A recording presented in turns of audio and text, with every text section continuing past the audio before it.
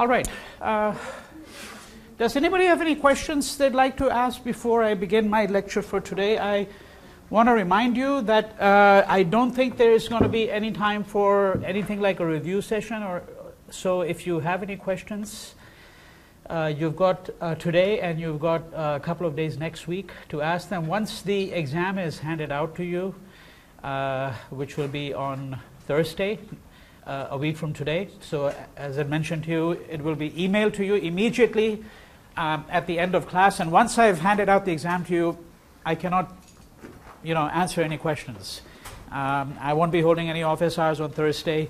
Once the exam has been handed out. So if you have any questions, come prepared to ask them in class next week. There will be a little bit of time for you to be able to do that. And you can really effectively only ask the questions if you've reviewed your class notes. And if you haven't come to some of the classes, go and listen to the podcast. They're available until the end of the quarter. In fact, they're available for long after that, but as far as you're concerned, for the purposes of this class, they will be available to you throughout the exam period as well. Yeah.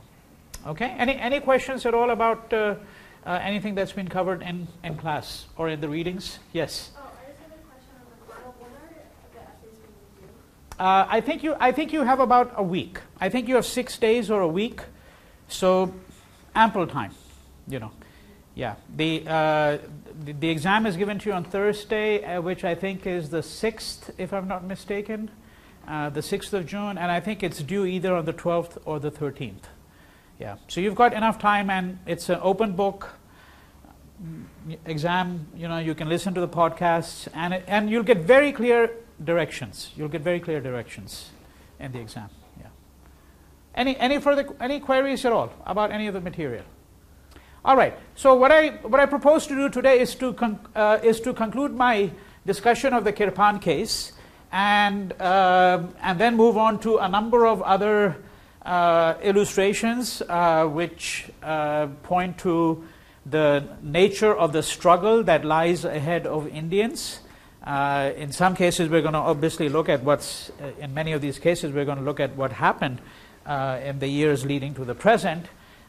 So in the case of Trinidad, last 20 years, in the case of Malaysia, going back to the period of indenture. But we're going to bring in material from the wider Indian diaspora. And I probably will not be able to finish up with this material today, but we'll carry it over into next week, into the first part of Tuesday's lecture.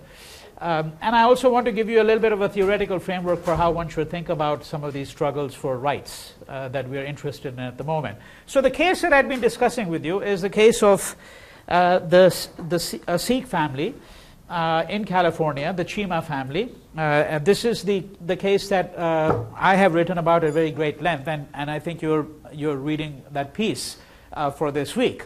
And I mentioned to you that what had happened was that these children were carrying a kirpan. I've already explained the whole context of what it means to speak of a kirpan, and what the nature of the Sikh faith is very briefly. Right, so they carry this kirpan to school, and a complaint is lodged by some of the other children. The principal summons the family and essentially asks the family that, well, your children should either be withdrawn from school, or if you want your children to attend school, they cannot come there with the kirpan. All right, and at this point, the ACLU is so they decide. The family decides that they're actually going to withdraw their children from the school because it's a violation of their faith for them to send their children to school with the kirpan. They decide to withdraw them, and a lawsuit is filed on behalf of them. The ACLU is a party to that lawsuit as well. That's the point at which I'd start my lecture on Tuesday. Now it goes to court, and there's a very interesting argument that develops. So one of the things that, of course, the government, the state, really doesn't know anything about this religion. I mean, they're more or less clueless, right? So they obviously have to bring in experts who testify about the nature of the faith, and then somebody has to explain, well, what what these symbols of the faith are and why they're important. So is the kirpan, for example, just as important to a Sikh as, let's say, a cross might be to a Christian? Okay, you know, many Christians will wear a little necklace with a cross, right? Or if, you know, if you were Jewish, there would be external symbols of the faith there as well, right? So this is the question that is going to come up. The first question: is it just as important? And I think that this is very clearly established that it is. I don't think that there's any dispute really on both on this particular matter. The dispute is going to really revolve around whether the kirpan can be construed as an object or not that could be used to attack a person, right? Whether, so let me be more precise. Can the kirpan be construed as a weapon? Right? Because the California School Code and the California state regulations say very clearly that a weapon may not be carried to school. And I think that, again, there's no disagreement about the fact that such a law is desirable. Nobody's disagreeing about that. The question here is whether a kirpan should be considered a weapon or not. So there's quite an intricate discussion about this. If you look at the court transcript, and I've sort of summarized the gist of it in my piece, because from the point of view of the Chima family, the ACLU, a kirpan should be called a kirpan. The problem lies in the act of translation. And when I say the act of translation, I mean it in two ways. One is, of course, the translation of the word, literally, from one language to another. But the act of translation requires something more than simply the use of language, because what's being translated is something else in addition to the word. In other words, there is a whole set of cultural concepts. How portable are these concepts? Right? That's, in a sense, partly the issue in this case. But let us simplify it. So the prosecution is going to say that, well, actually it's a weapon, and the Chima family and the ACLU lawyers say, well, we can't really think of it as a weapon. And so the prosecution says, well, what would stop a person from taking the kirpan, a student from taking a kirpan? So let's supposing a student gets into an altercation with another student, gets into a fight, right? And in the heat of the moment, the student withdraws the kirpan and then stabs the child. Right? At which point the Chima family says, well, look, there are lots of things that are used in schools which in fact can be used as weapons. So, for example, in a senior high school, the kids will play baseball. They're baseball teams. Now, in the heat of the moment, somebody could pick up a baseball bat, and you have a disagreement with another student, and in the heat of the moment, you pick up the baseball bat and whack a student on the head. You could crack that person's skull. So why don't we ban baseball bats? Or what about silverware in a cafeteria? Right? Assuming that you were not using plastic, okay, that you were actually using real silverware. So you get into a fight with a student and you poke that student in the eye with a fork. Right? So all of these can be used. Or another instance that is taken up in this discussion is that, you know, if you're in senior high school, you're in a chemistry lab, and you're mixing gases and all of that, and you get into an altercation with a student, it gets really nasty. Well, maybe you could injure somebody. Maybe you could throw acid on them or some gas at them or something like that. So we obviously do not ban all of these substances because we realize that this is not what the object is intrinsically. Right? So take this, you know, that this is in fact a desk. That's what it is.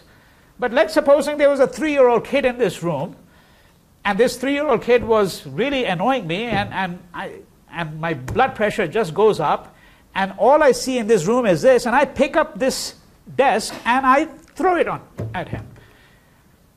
But now it's just an object. It's not just a desk. What is intrinsically the nature of an object? Okay? This is partly what the discussion is going to be. So quite an interesting case because, you know, you have to really get into some degree of philosophy as well. how does one define an object? What is the nature of an object? Right? What makes an object what we describe it rather than something else? So forth and so on. Now, to cut the story short, what's eventually going to happen is the family is going to find that it's not able to prevail. Right? So they're going to take it to a higher court, and they are going to win some reprieve. Eventually, there's going to be a bill that is going to go through the California legislature, but it's going to be vetoed by the governor. And one of the things that the bill says, which is partly what I discussed, and I think that that's one of the more interesting aspects of this whole story. Okay? And then we'll draw out the wider implication. But one of the things that the bill says is that sometimes the only way you can ensure religious freedom is by making exceptions. Right? So in other words, the argument here is that we're living in a secular country, at least purportedly secular. Let's say purportedly secular. Whether it's entirely secular or not is a different matter. Right? But at least in principle, the United States is supposed to be a secular state. In a secular state, the state is not supposed to discriminate in favor of one religion over another religion. In fact, the state should not be interfering in matters of religion at all, except to ensure that no one is deprived of her or his religious liberty, freedom of religious expression, so forth and so on. Now, why does this matter come up? This matter comes up because one of the arguments that's going to be made is that perhaps an exception should be made. So, all right, so you've got a California state school code which says that weapons may not be carried to school, and then subsection of that says that a weapon would include the following, a rifle, AK-47, revolver, so forth and so on, a samurai sword, and then let's add the word Kirpan. Now the bill, this Religious Restoration of Religious Freedom Act, this is a piece of legislation that has been passed by the US Congress.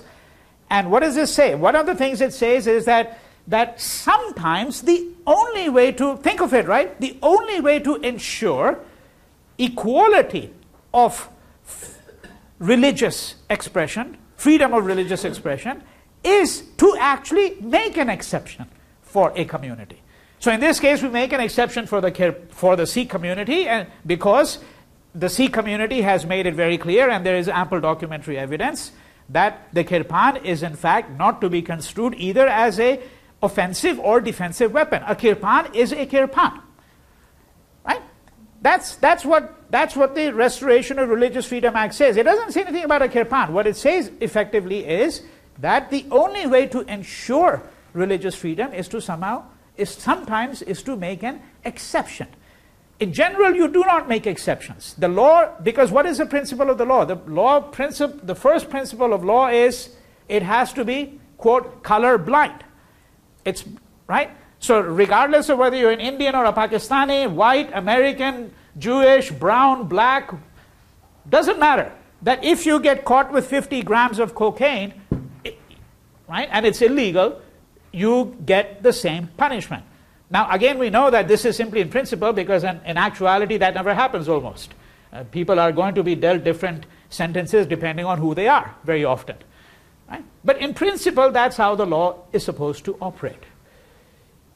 So here, the difference is that in principle, an exception is going to be made. In principle, an exception is going to be made. And those are the grounds on which the Chima family is eventually going to be able to prevail, but ultimately not. And ultimately not because it's going to eventually go, as I said, there's going to be a bill that's going to be introduced in the California Legislative Assembly, and then this bill passes, but then it's going to be vetoed, by the governor. And the situation today, by the way, is very frankly that this is really something that has not been fully decided in a way. That is that there are school districts which take a slightly more lax attitude on this matter, because if you go to Imperial Valley, if you go to places like Sacramento or Fresno, where they may be Sikh populations, substantial Sikh populations, that in these kinds of places it will essentially be the school district that will determine what's going to be done. Okay? Now, why have we taken up this case, and what are some of the ironies that we have to reflect upon? Right? Because this segment that we're looking at is a segment which is basically on the rights of Indians in the diaspora. What are the kinds of struggles that they've had to wage? And of course, you could begin by asking, well, why should we even be thinking of this? You know, is this really a large part of the history of the diaspora? Aren't things pretty hunky-dory for Indians? You know, living in the United States or in Canada, we're talking about relatively affluent community. Well, certainly very affluent compared to other communities, highly educated. Right? So is there even really an issue here? Some people might legitimately ask themselves.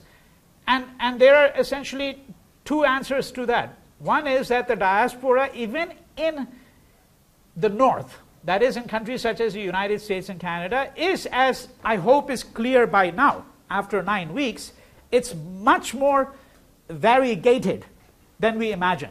Not every South Asian or every Indian, right, obviously belongs to a highly educated, affluent community. Right? So one of the articles that you're also reading is another article by myself, which is on these struggles, you know, in the diaspora across a whole range of countries. And if you got to the end of the article, you would have noticed that one of the cases that I mentioned very briefly is a case that arose in 2008 in the United States, in the southern part of the United States, where 500 Indians had been brought over to work, okay, at this shipyard. And according to the official reports themselves, because eventually it reaches the courts, these 500 Indians have effectively been trafficked. Okay? And there's a little incidental point that I want to make here. I just want to make it, you can register it, and then, you know, we're not going to play around with it too much here. And that is that, you know, when most people think of trafficking, they immediately assume that it means sex trafficking. But that's not, in fact, the bulk of the trafficking that actually goes on. The trafficking in labor is enormous all over the world. Enormous. Enormous number of people who are moving across borders, and many of them are being trafficked, and they work in situations which can only be described as close to slavery. And this is exactly what happened in this case, because in this particular case, so it involves a company called Signal. So I'll just read out the last paragraph to you from this piece, where I talk about this case here, right? So I say that the gulf between the old and the new diaspora, so the new diasporas are US, right? Relatively new, here we're talking about, that is, we're talking about the post-1965 diaspora, Canada, Australia, countries like that, and the old diasporas are the indentured labor diasporas. So the gulf between the old and the new diasporas may be narrowing in unexpected, if unfortunate, ways. The Southern Poverty Law Center filed a lawsuit in March 2008 on behalf of more than 500 Indian guest workers. So guest workers was the phrase used in the official literature, you know, right? And guest workers is obviously an anemic term here. You know, it could mean almost anything. Okay. In New Orleans, charging the company Signal International recruiters and labor brokers with human trafficking, illegal confinement of workers. Some of these workers are actually being held against their will. They're being locked up in rooms. Their work documents, their passports are taken away, so that they lose their freedom of movement, right? Which is similar to the problem that many of these workers have had, which we'll address later on, in the Gulf countries. You know, where you've got a huge working class Indian population, Indian, Pakistani, Bangladeshi population. Right? But this is what I mean when I say illegal confinement of workers and horrific working conditions in Gulf Coast shipyards amounting to, and this quote is from people who've written on this, modern day slavery. Right? And ironically, by the way, these 500 people who are being trafficked, who are being kept as slaves, they are going to be charged by the Department of Immigration and Customs, which is now under Homeland Security effectively, right? They're going to be charged with having illegally come to the United States, and they're going to be given deportation proceedings. So the victims are the ones who now have to, in fact, you know, account for themselves. Okay? This is a situation that we're describing. And one of the reasons I end with this is that I want to disabuse people of the view that, well, everything is really hunky-dory with the Indians living in the United States because, you know, they tend to be professional, they tend to be elite, so forth and so on. Right? So that's one reason we are looking at it. The second is that we have to think of the Indian diaspora worldwide, not just in the United States. Right? And the struggles elsewhere in the world are really quite acute. Okay, so this is one reason why we're looking at it. Now there's another set of reasons, and those have to do with something that, again, I'm only going to mention in passing now, and then we'll discuss it in greater detail next week, and that is that we have to think about how, in this case, an Indian immigrant groups, how they can forge alliances with other immigrant groups and with people of color. Right? What are the possibilities of political alliance between Indians and black people, Indians and Hispanics? Right? What is the history of such alliances? Is there any history of this kind at all? Right? How does one introduce certain forms of solidarity, political solidarity? So this is why I think that this is a matter of some interest. Now, it could also be of interest to those people who are thinking, as in the Sikh Kirpan case, it's of interest to those who are thinking about, well, what makes America America? What is the place for religious freedom in this country, right? And of course, as you know, this is an issue on which people have been pondering for 200, 250 years in the United States, because it's obviously intrinsic to the very constitution of the United States, how it came about, the idea of freedom of religious expression, religious worship.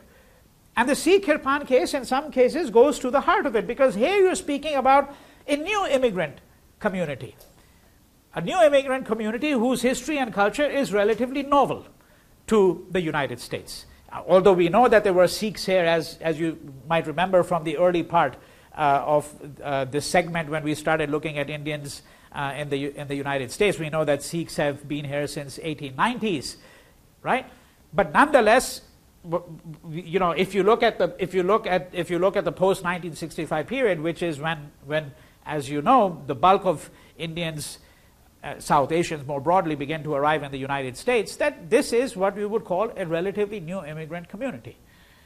Okay, so keep all of these considerations in mind. Now, one last irony that we have to think about with respect to the Sikh Kirpan case before I move to other cases, and that is the following: that for someone like myself, there is a great deal of ambivalence about how to tackle an issue of this kind, and I want to explain to you the nature of this ambivalence.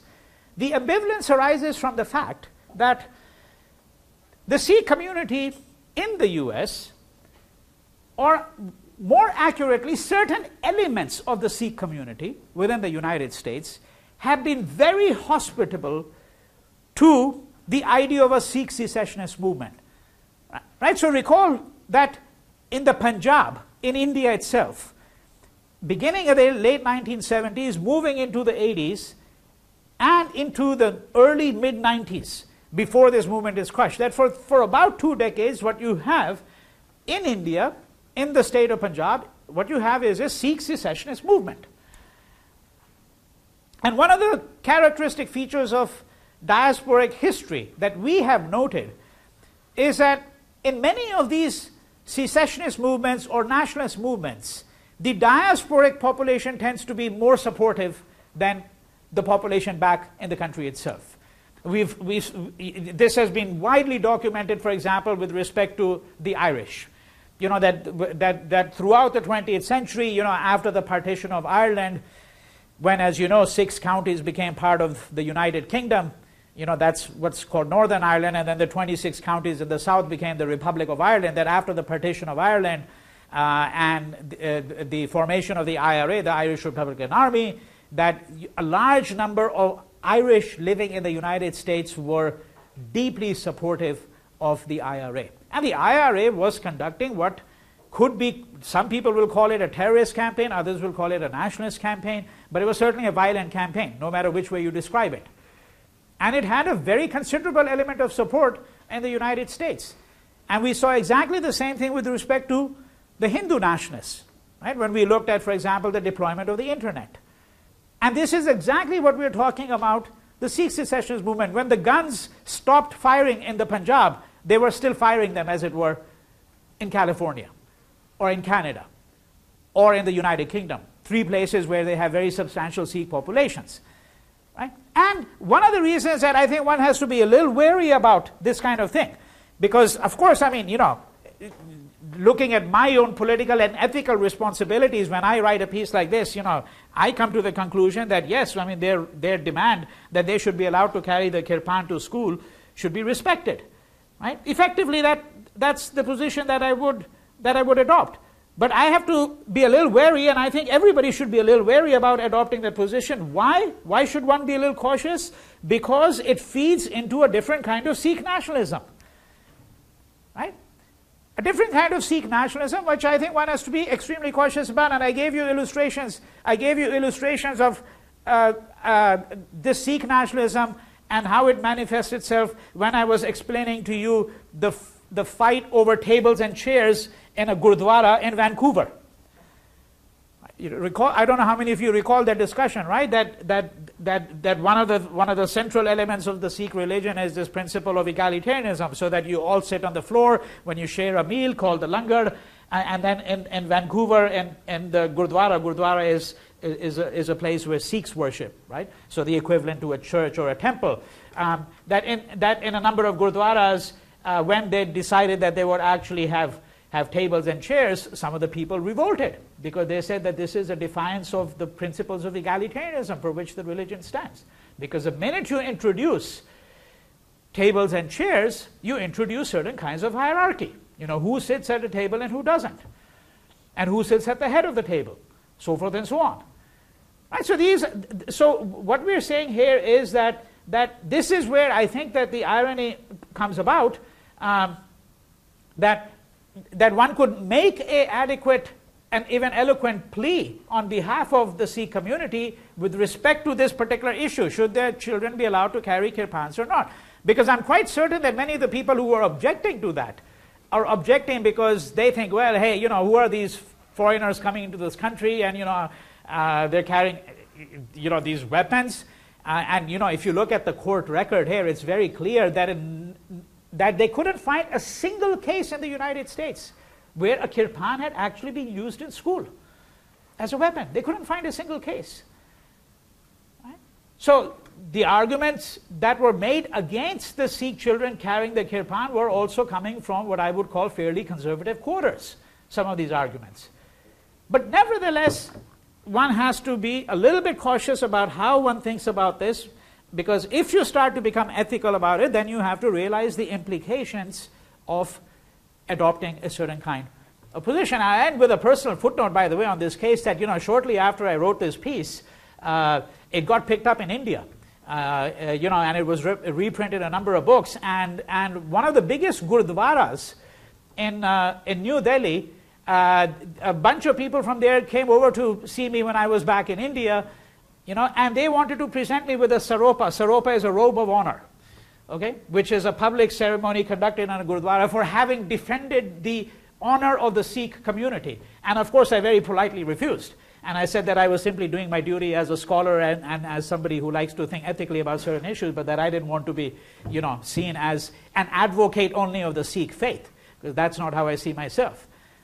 Right? So you see, but why do I end with this little anecdote? Because it gives you an illustration precisely of the problem that I have been talking about, namely that if one is going to make the kind of argument that I did, then it's also incumbent to recognize that this very argument could be deployed by nationalist or extremist Sikhs for other purposes. Akbar. Yeah, you answered my question in part in the United States, but has there been any incidents where the kirpan has been used violently anywhere else in the world? Well, there's no question that in India the kirpan has been used, because as I said, the kirpan actually can be anything from a dagger to a sword. I mean, all you have to do is go to Google and put in, under Google Images and type in Sikh kirpans, and you will see some of these pictures of Orthodox or Khalsa Sikhs. That's a word I prefer, Khalsa Sikhs, going around with that, and there are cases where it may have been used, but not in schools. Not in schools. Yeah, and even those who have used the kirpan, in other contexts, they have been critiqued and criticized by other Sikhs for having done so, because it's not really meant to be deployed in that fashion. Yeah. All right? Okay, any questions on this particular case? I'll try to give you a bit of the complexity surrounding, the issues here. So let me now go to a larger set of issues having to do with the struggle for rights amongst Indians in the diaspora. And I want to begin with suggesting one thing, which is we have to look very briefly at the position of the Indian government, right? Because as you know, you don't know about it in detail, but you know about it from some of the readings and from a couple of the films and from my lectures, that, for example, in 1972, Indians were evicted from Uganda. Indians were evicted from Kenya. And here we're not talking about, by the way, small numbers. We're not talking about a few people being deported. That the Indian community, which in Uganda amounted to 70,000, was going to be reduced to 1,000 people. 1,000 people. Right? I mean, so virtually the entire community, right, is being ostracized. And imagine, for example, that you had 70,000, white Americans, okay, living in, let's say, Bangladesh, right? And the Bangladeshi government decides that, hey, we're going to evict all of these people. I mean, can you imagine something like that happening? You can't. And you can't partly because, of course, the United States occupies a different position in the global geopolitical scene than does India.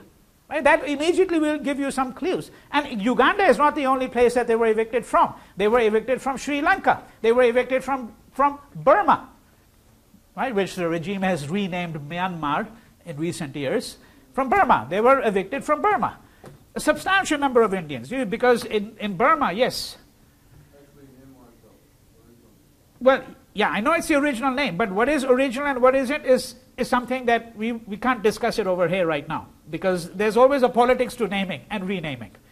Okay?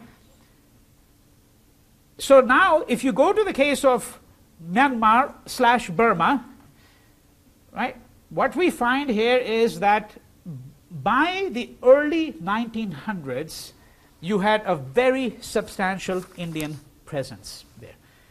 In fact, trading was to some extent dominated, okay, by certain Indian castes. And so when Burma becomes free in the 1940s, acquires its independence, there's going to be a demand by Burmese nationalists that Indians should have to be forced to leave the country. Right? So we're saying in Burma, in Uganda, Kenya, to some extent in Tanzania, right? Just four countries that we're looking at here very briefly, you have an eviction taking place. Okay? And of course in places like Uganda, it was really traumatic, not just for the Indians, it's eventually going to be traumatic for Uganda too, because one of the things that the Indians had been able to do in Uganda was they had been able to penetrate deep into the countryside. They're called dukawalas, by the way. Dukawalas is, if you ever read the literature, duka is from dukan. Dukan means shop. Dukawalas. And this walas, you have encountered this suffix before as a person. So sabzi wala is a person who sells vegetables. Duka is a shopkeeper. Wala is a person, and duka here is the shop, a shop person, right?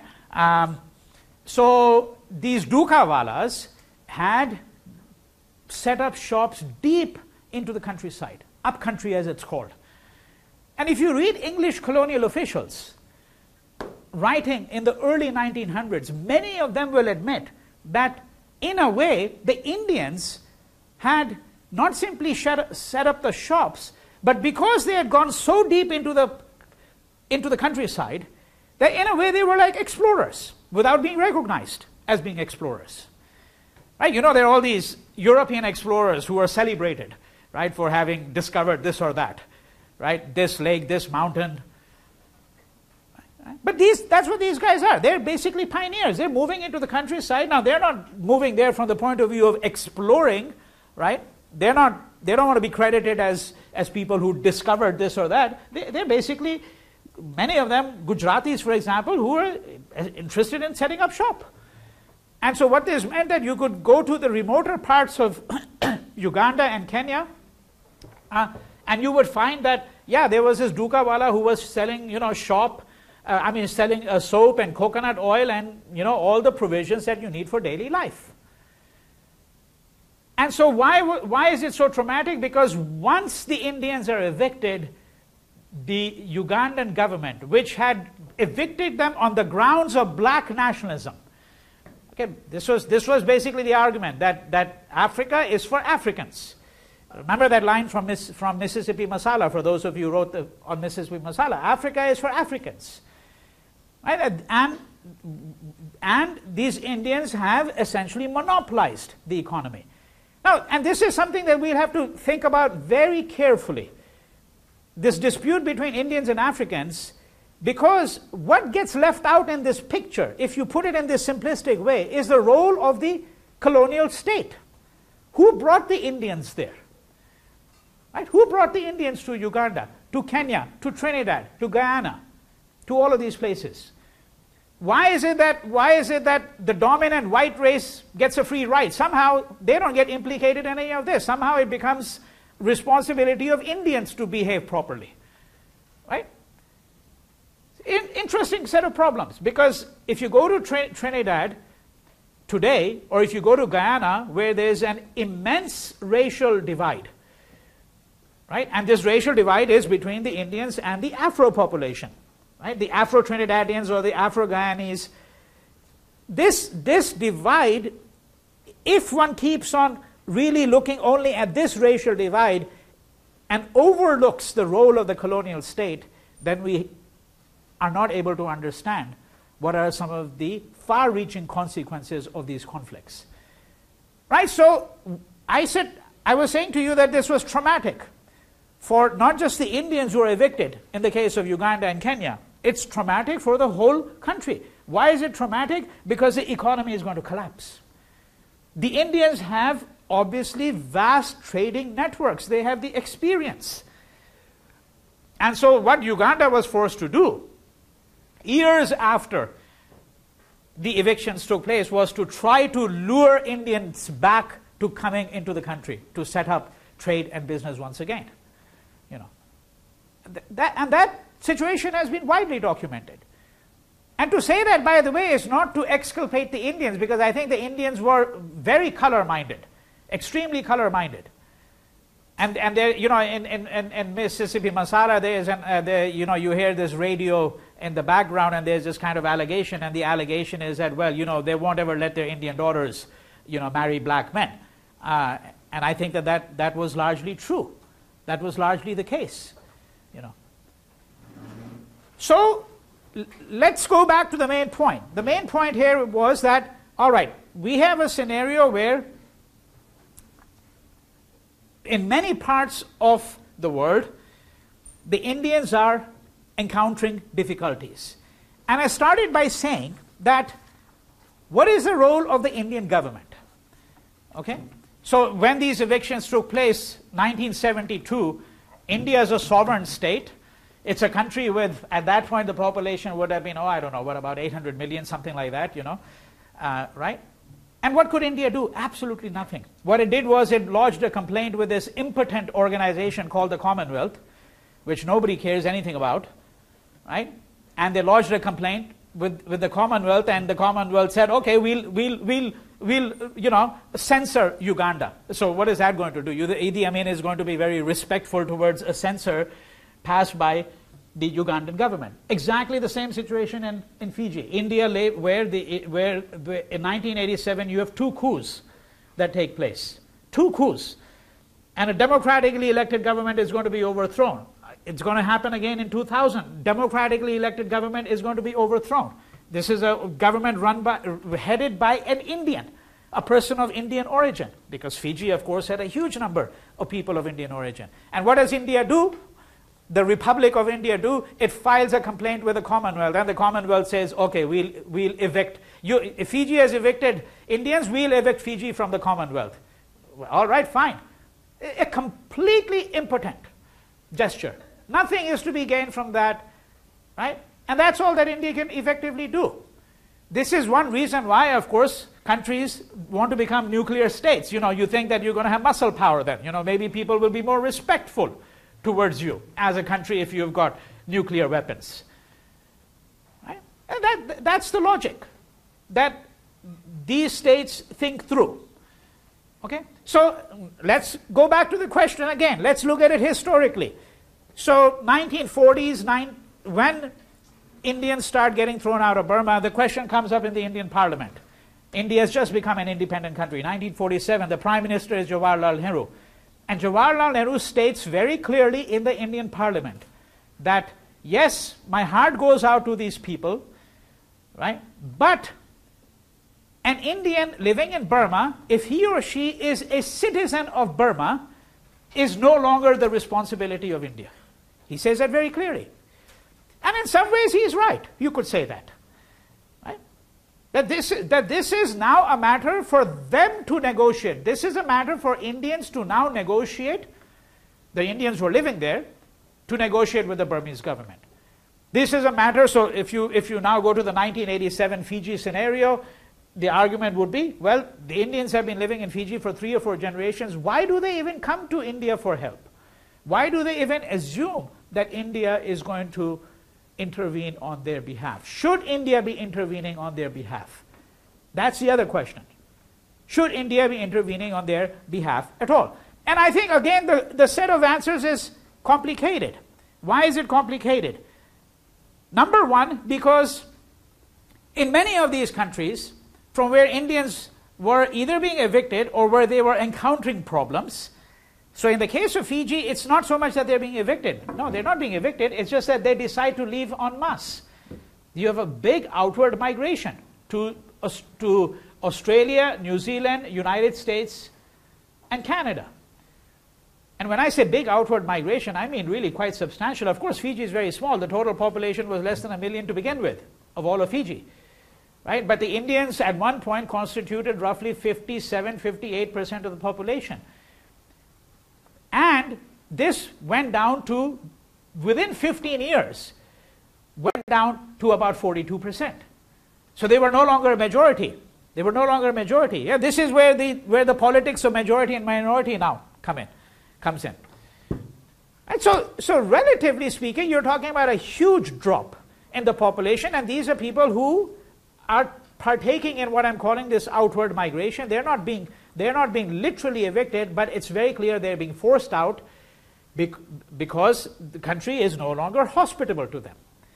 Right? So now, can we imagine Nehru saying the same thing had he been alive, or can we imagine another Indian Prime Minister saying the same thing in 1987 or the year 2000?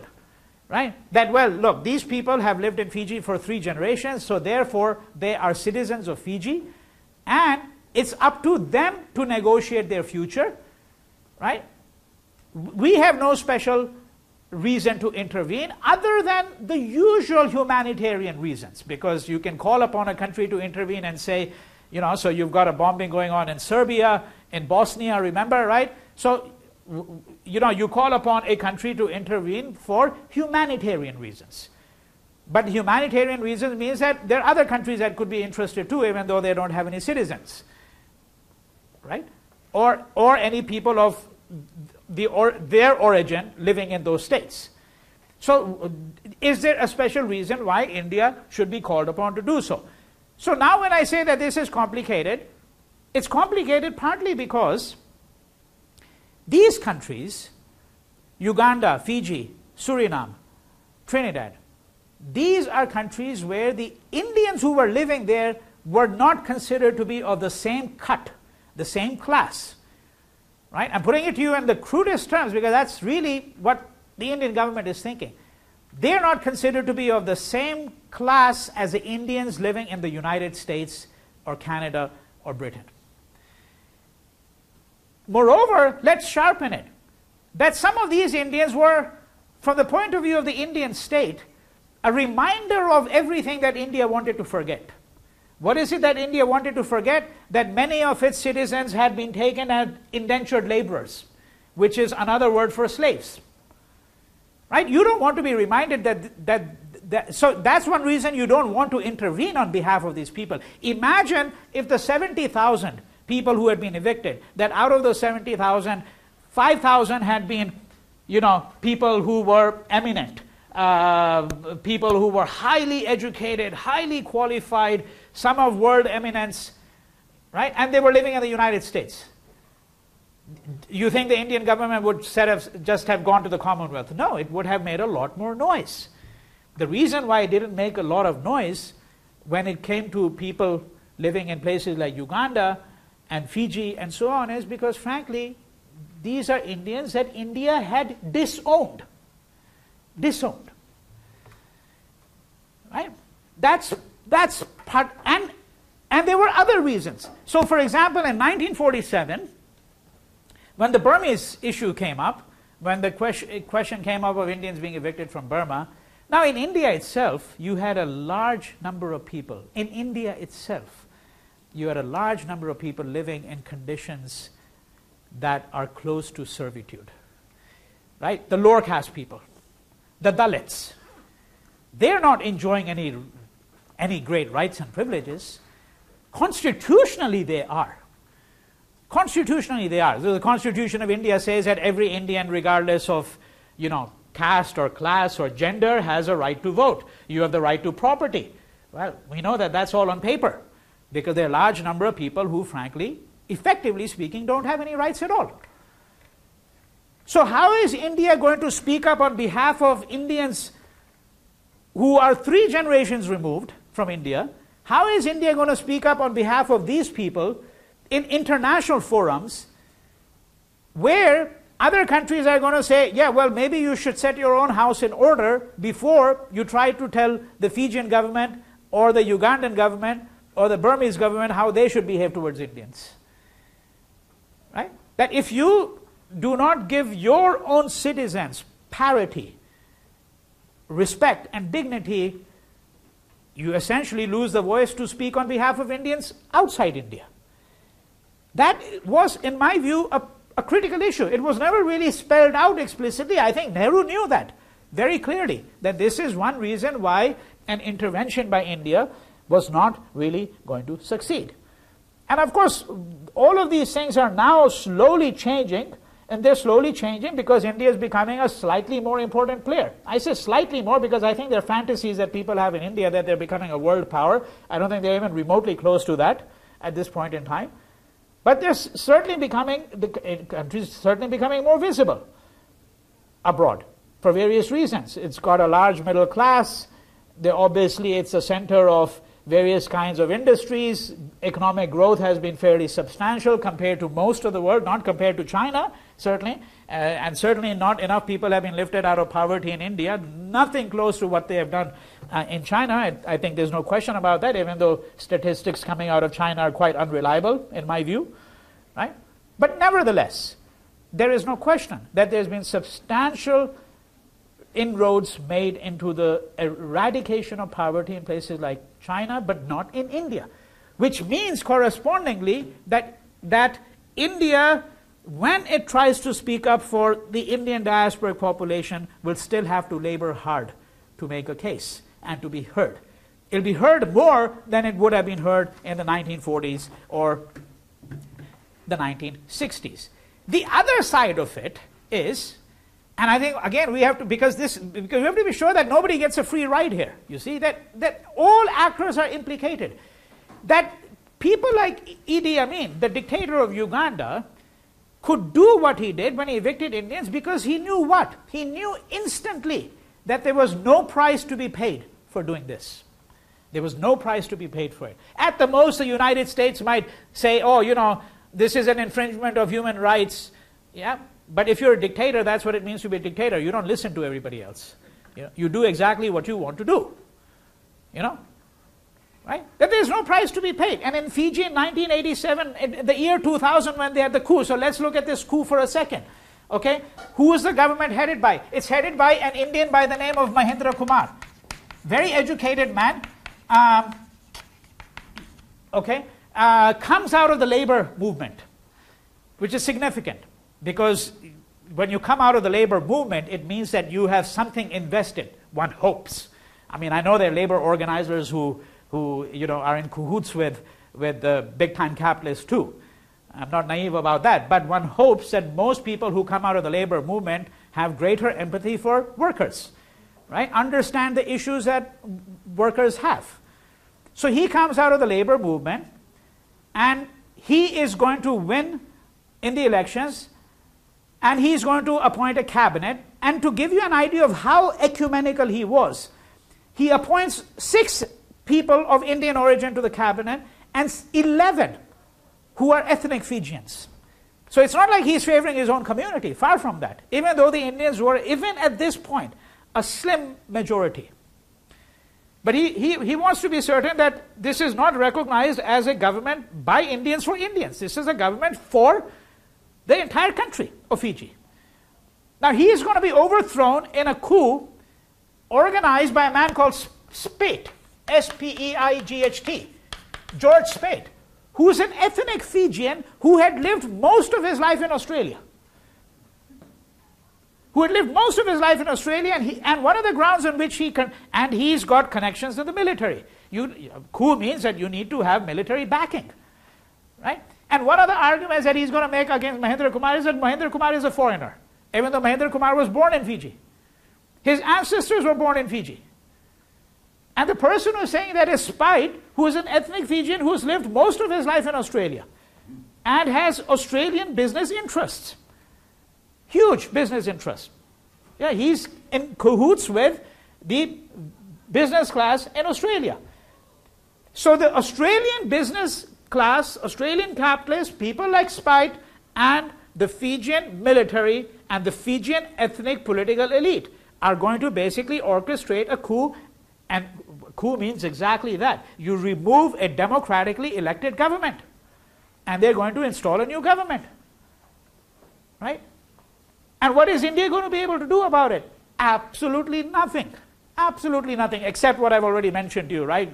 Go to the Commonwealth, lodge a formal complaint, etc., etc.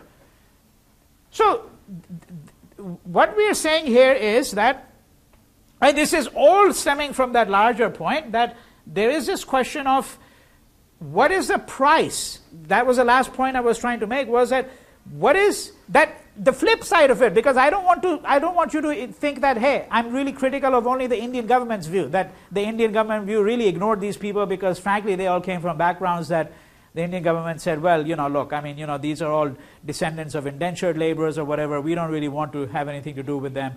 We disown them effectively. I can't say that openly, obviously. In fact, the official rhetoric was, you're all welcome to come to Mother India. Mother India will embrace you all, right? This was the official rhetoric. But in effect, that was never the position the Indian government had.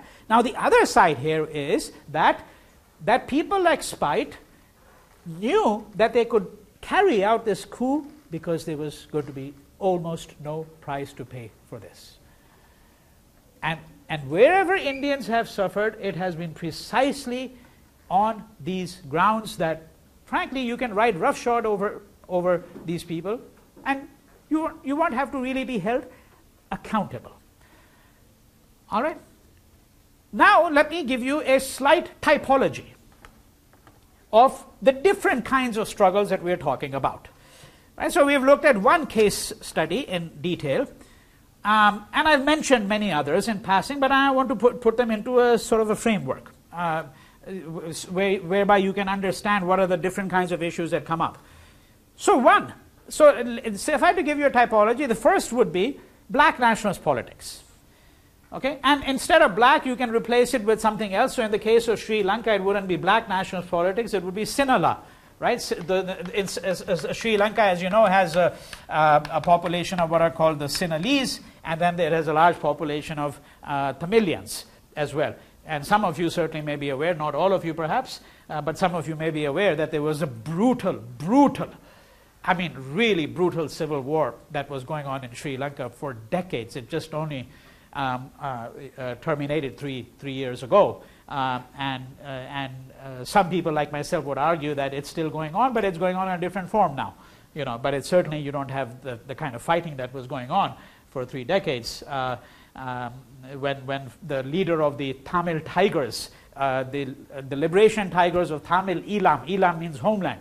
So this was the group, the secessionist officially described as a terrorist group by the State Department and by many other people, that the Tamil Tigers were conducting a guerrilla campaign to create a separate Tamil state, right? And that's why I call it a secessionist movement in Sri Lanka. And it only ended about 3 years ago when its secretive leader Prabhakaran was finally killed by the Sri Lankan armed forces. Right? So in the case of Sri Lanka, we are not talking about black nationalist politics, we're talking about nationalist politics, but the rubric that I'm using very broadly is black nationalist politics, and there we have looked at obviously, Uganda and Kenya, right? And I don't want to discuss those cases in any greater detail because I've mentioned quite a bit about them in passing. So that's one kind of rubric, and when I say black nationalist politics, I do mean that it's largely inspired by the argument that these countries are countries which are predominantly African, and that the African should have a greater hand in the economy. And I think that that's a reasonable assumption. That there's no reason why one can't agree with that assumption. The problem is how you're going to execute this kind of black nationalist politics. Who's going to pay the price for it? Who's going to be the scapegoat? Right? And the other fundamental problem with this kind of black nationalist politics is that it leads people into believing that fundamentally this is a conflict now between the Africans and the Indians, right? And this is where you have to go back to the origins of these, because we have to say, well, what was the role of the colonial state? Who brought these people over here, right, to begin with? Okay, so that's rubric 1. Rubric 2 would be ethnic politics. Oppression conducted under the rubric of what we would describe as ethnic politics, and there's overlapping with this, but I want to put it in a separate category. And what illustrations do I want to give of this ethnic politics? The illustrations that I want to give are the following. One would be Malaysia, okay, and the other would be Trinidad. Trinidad, Guyana, both of them would work, but let's look very briefly at the case of Malaysia. So you recall that you have an Indian indentured population that is brought to Malaysia. This is coming largely from South India. It's not coming from North India, right? The bulk of it is coming from South India. And some of this is a little bit different than the case with Trinidad and Guyana. And one of the reasons it's different is because of the proximity of Malaysia to India, which meant that there were a large number of people who were brought over to Malaysia, a large number of Indians, but then many of them also returned. And some of them maintained closer contacts. And because they're Tamilians, by the way, this is a good place for a little footnote over here, which goes back to a section on cinema, right? Because they're Tamilians, what you find is that many of these Tamilians are people who support the Tamil film industry. So when we were speaking about the Indian diaspora and the role of Bollywood in cementing, right, the possible role of Bollywood in cementing a notion of an Indian diaspora, you have to remember that this mainstream commercial cinema of North India and of Bombay, or Bombay more specifically, which we call Bollywood, is far from being the only cinema that you have in India. You've got huge number of regional cinemas in Tamil and Malayalam, in Telugu, in South India. And if you go to places like Malaysia, what do you find there? You find that many of the Tamil speakers there, they're watching films made in Tamil, which are obviously being imported from India, right? So this is one way in which they maintain their link with India, is through these Tamil language films. So you've got people coming from South India into Malaysia, and in Malaysia the context was that what you had was you had essentially 4 classes of people. So I would say that only in this respect is it comparable to South Africa. So let's look very briefly here. So we've got South Africa. And in South Africa, you know what the tiered scheme is, right? So you've got white people, right? This is under apartheid, right? Of course, you still have this. It's not tiered officially in the same way. It may be de facto pretty much the same, but officially it's not tiered in the same way. So you've got a white population, and then you've got a colored population, okay? And then you've got Indians. And then you've got to draw a line here. And you'll see why we draw the line, because even though this is deeply tiered, highly structured, highly hierarchical, there's still a difference between these three, and the black people. Yeah? Okay? Black South Africans. That's the tiered structure that you had in South Africa. And what is one illustration, for example, of why the Indians were seen as being different? For example, in South Africa, they set up what is called the tricameral. Okay? Tricameral, that is 3 houses. Okay? Instead of bicameral, tricameral this was an attempt by South Africa during the apartheid period to co-opt the Indians. To co-opt the Indians. Right? So they set up a tricameral legislature, which means there are going to be 3 houses, one for the white, one for the colored, one for the Indians. But none, of course, for the majority black people, majority Africans. Okay? None for them. So, and that's why I'm drawing a line there, that even within this, there are distinctions here. Okay? Now, then we get into, here's Malaysia. So Malaysia you have, now Malaysia of course does not officially have apartheid system. You know, yes? What do you mean by colored? Yeah. Colored, mixed, white plus something. Yeah, very simply, white plus something. And usually that would mean white and black. Yeah, you know, a broad category, okay? Then we're talking about Malaysia, which does not have an apartheid system at all, okay? But nevertheless, there is a distinction. So the distinction here would be the white plantation elite, right?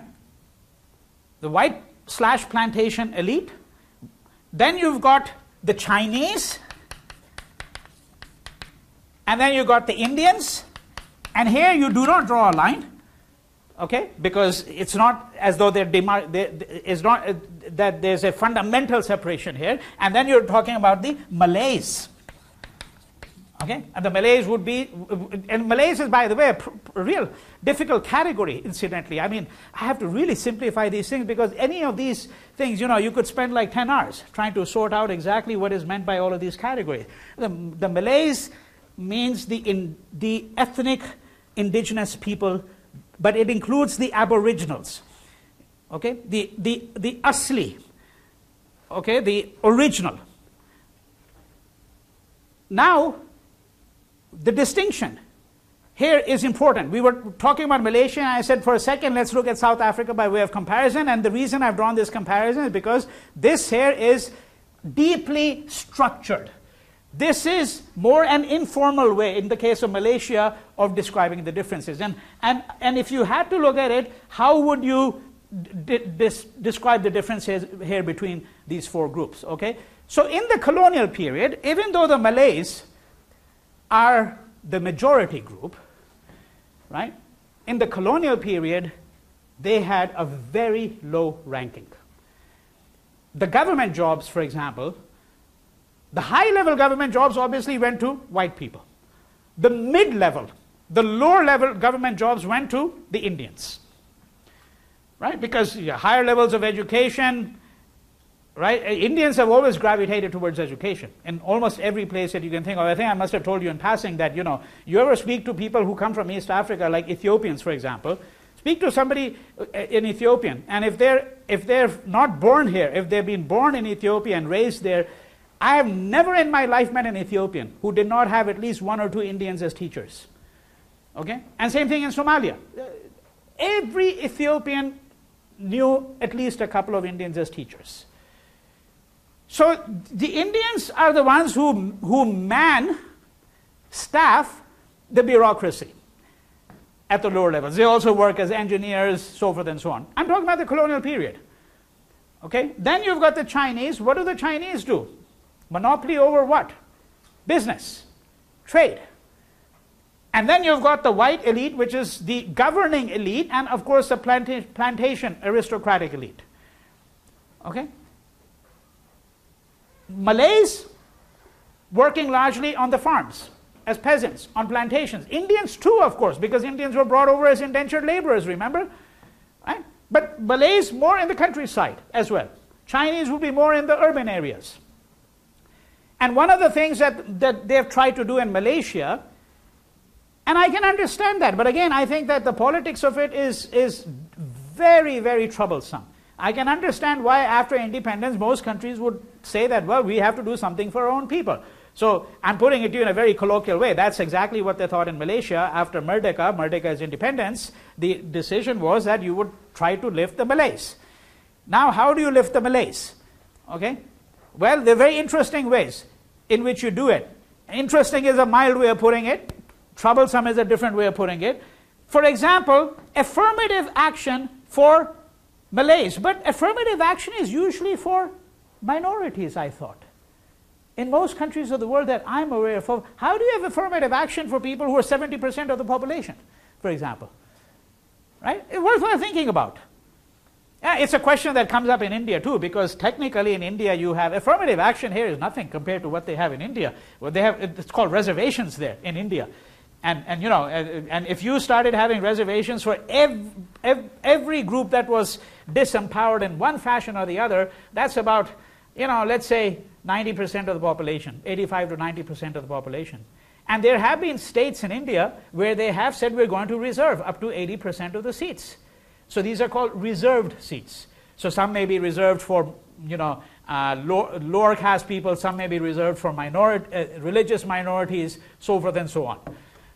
So in Malaysia, let me explain a couple of things here so that you get an idea of what are the complexities involved, okay? So, and now I'm talking about the present. In Malaysia, if you are a Malay, you are automatically a Muslim. You are automatically a Muslim. You cannot be anything other than a Muslim if you are a Malay. Okay? By constitutional definition. If you are a Malay, you have to be a Muslim. So, and you cannot convert out of Islam. Now, Malaysia is interesting because Malaysia claims to be multi-ethnic and multicultural, and it is, right? And in ways that, frankly, you don't find here sometimes. Of course, there are some ways in which you find it here and you don't find it over there. So, for example, I go to Malaysia very often. I've been there maybe 10 times. And there's an organization there, you know, the Consumer Association of Penang, and they bring out a newsletter. They bring out the newsletter in 4 languages. Now that, I think, is very sensitive because they understand that there are people who will access one or the other languages. So the languages are, of course, Malay, which is pretty much the same as Bhasha Indonesia, same language, okay, Bhasha Malay. Then you've got Chinese, right, English, and Tamil. These are the 4 languages in which they publish the newsletter. That's being truly multi-ethnic and saying that, hey, we've got some degree of sensitivity to the fact that we have a very different kind of population. However, here's the rub. Number one, according to the Constitution of Malaysia, nobody can proselytize to a Muslim. You cannot actually proselytize to a Muslim. In fact, if you proselytize to a Muslim, it's a criminal offense. You could be hauled in jail for proselytizing to a Muslim and talking to a Muslim, trying to, you know, convert them to another religion, or cannot do that. However, Muslims are free to proselytize to others. It says very clearly that people have liberty of religious freedom, religious expression, liberty of religious expression, freedom to worship as you want. Everybody has that freedom. But notice how this is already being contradicted by another part of the Constitution. Because in that part of the Constitution that I've just described to you, it says very clearly that you cannot proselytize to a Muslim. So does your liberty of religious freedom also include the freedom to proselytize to others or not? It includes that freedom in Malaysia if you are a Muslim, but it does not include that freedom if you are not a Muslim. Right? We have a substantial problem here. Very substantial problem. Okay, now you might say, hey, what does all of this have to do with, isn't this simply a question of religions, Muslims versus non-Muslims? Well, what does this have to do with the Indian population? It has everything to do with it. So I'll give you a case. So there's a case of this man called Murthy. And I discuss this case in my article. So who is this man Murthy? Murthy was part of the first team of mountaineers from Malaysia who scaled Mount Everest. So he's among the first group of Malaysians to have scaled Mount Everest. Nowadays, of course, everybody is scaling Mount Everest. People on wheelchairs, double amputees, 80 years old, blind, deaf, whatever. That's a whole book in itself. This idea that this is one way in which we show the resilience of the human spirit, right? You're 80 years old or 85 and, you still go and climb Mount Everest. I don't know what it shows. But in the event, so he's among the first group of Malaysians to scale Mount Everest. And so he's a hero. Now, before Murthy passes away, he passed away some years ago, he fell down and he fell into a coma after that, and he never awoke from that coma. Okay? He never awoke from that coma. But it was argued on his behalf by his lawyers and a number of other people that Murthy, by the way, is an Indian Tamil name. Okay? And Murthy was a Hindu, or at least so far as we knew he was a Hindu. But it was claimed that he actually had converted to Islam. Now, you couldn't go and ask Murthy if he had converted to Islam because he had fallen into a coma and he never awoke from that coma. So when he died, you know what the dispute is going to be. What's the dispute going to be? Is he going to be buried or is he going to be burnt? That's another book. The difference between that and why that's such a huge issue. Right? Because Hindus burn their dead. Right? And Muslims bury their dead. So his wife said, hey, I'm the one who should know. I lived with this bloke for a few decades and I never knew he had converted. How come all of you are telling me that he is converted? That's what she says. Because she said, no, this is a complete fabrication. And nobody's saying that one of the reasons why, of course, it was claimed that he was a Muslim was because you wanted to be able to show that a Malaysian Muslim had scaled Mount Everest. That's why the Mount Everest story is important, right? It's actually, frankly, ludicrous, if you ask me. But there's a huge issue here, huge issue, because Murthy here has, you see, if he had been, let's reverse it. Had he been a Muslim and a Malay, that issue couldn't even have arisen because he couldn't have converted. Okay, that's why that other information I gave you 10 minutes ago is important, because you think about all the possibilities here. That issue wouldn't even have arisen.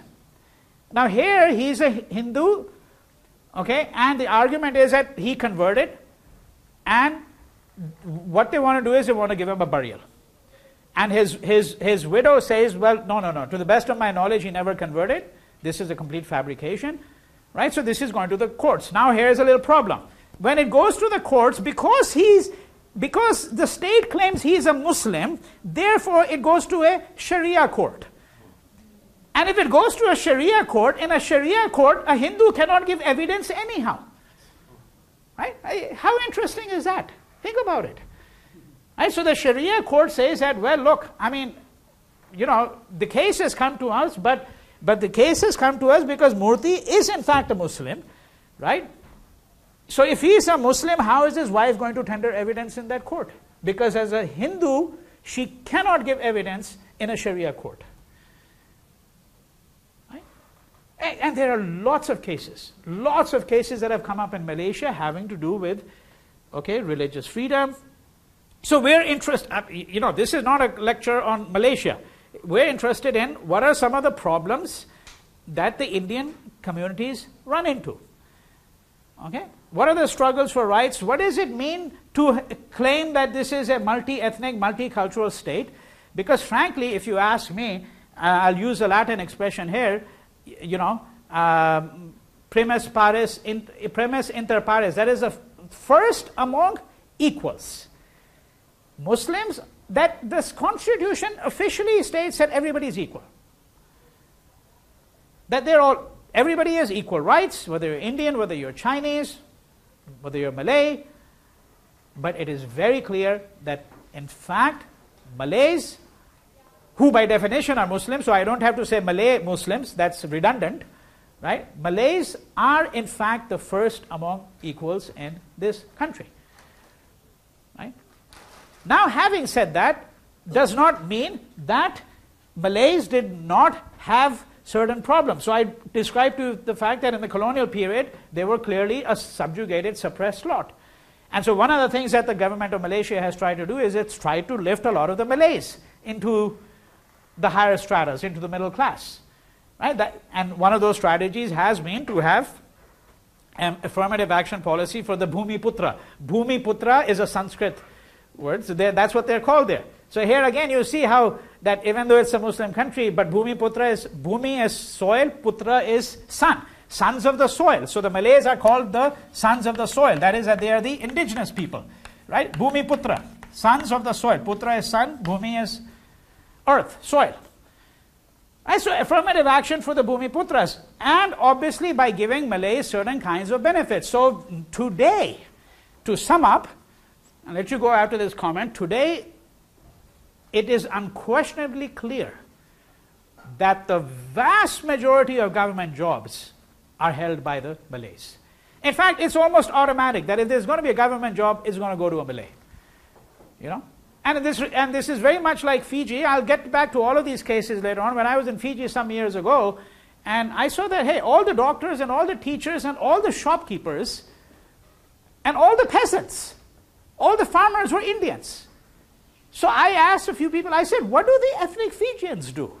Right? I mean, the shops are run by the Indians, the doctors are Indians, the engineers, the teachers, even the farming is done by Indians. What do the ethnic Fijians do? They constitute the majority of the population. And it was very clear what they do. All of them work for the state. So that for one job where you need one person, they've actually hired 5 of these people. You know, it's a form of state patronage to the ethnic population. Okay, we'll end over here, and I'm going to continue with this narrative on Tuesday. Next.